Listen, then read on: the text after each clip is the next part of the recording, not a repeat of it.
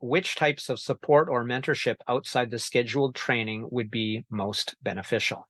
So this is outside the training we've talked about, including the twice a month base touching, right? Course correction. Outside of that, 2 weeks is a long time for somebody who's struggling with somebody, or who, when you talk about, right, you go a little bit off of course, and now 2 weeks out, they're thousands of kilometers and many degrees off the target because they didn't have that in-between support. So what would you do for that? So I kind of touched on this in the start, which is the community-led growth approach. Because what you get to do by being a community-led founder is that you create a safe space and you make it easier for people to talk. So if I'm hiring a leader and if I want them to be involved in everything, or if a leader, like if you're a leader and you're reaching out to a company, and if you can create a community-led growth structure where for every company you create a small safe space, it can be via Slack, it can be via Telegram, WhatsApp, whatever it is, where these people are familiar with the platform, and this is created as a service where these guys can come and reach out to you. They can share their wins, not just where their problems, they can share their wins. They can be like, I achieved this, I need some guidance. Who do you think I should talk to? So if you can create this safe space, then it's much more daily, it's much more accounting, it's much more impactful, because anytime they doubt themselves, anytime they feel that, am I wasting my time today? Is this task worth it and everything? They can reach out to someone. And even if you're not helping them right away, you can tell them, you know what, you need to have a conversation with this person in your team, because they will tell you exactly how you're going and they'll be able to help you with that. And maybe you can facilitate that conversation via a quick group chat, like, hey, so and so, this person would like to talk to you. And you being the mediator, you get to set the tone. You get to set that this is not someone complaining, or this is not someone being incompetent. This is someone seeking guidance. And you are here to guide them. So you get to facilitate that in a community-led growth approach. Right. And I love that too. And this makes me think of Daniel Pink when I talked about mastery, autonomy, and purpose, which comes from a book of his called Drive from years ago, but an excellent book.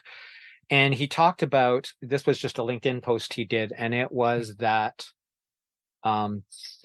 his LinkedIn post was ask for advice, not feedback, because as soon as it becomes advice, then they become a collaborator, and now they've invested in the success of it, rather than you did this wrong, this wrong, this wrong, and this wrong. It's like, well, if you do this, this will help.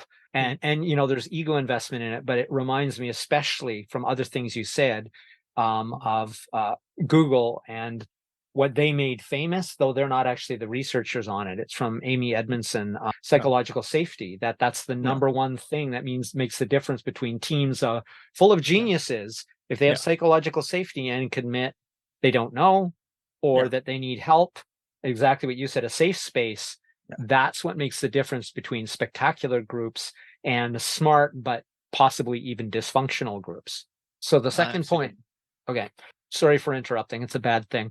So the next part is, this is the part two. So ideally, and I think you've already answered this, and say so if you have, ideally, how often should that sort of support be available? So if it's on a community approach and everything, if it is, it can be available on a weekly basis, where you have a space created for people to be able to reach out. And so the community can exist 24/7 and everything, but more of a weekly roundtable kind of situation, if that is available, where just a short check-in where everyone is just submitting, hey, this is how my week has been, this is what I have done. And it's more private and everything, where everyone is sending you a message, or even if it's a form and everything that's held anonymously, that still helps. Like anonymously, like it's not revealed to the founders, but you are aware of who is reaching out to you for what and everything. So yeah, because that helps you sometimes realize that if there's a need to talk about challenges with the current leadership style, they don't want to get, reveal that to the people and everything. So yeah. Right. Okay. So yeah, that was the first part. So it was what way to provide that support, the ideal form of it, and now the realistic form. That is, because ideally some people will just say 7/24 on demand, and I personally believe in that.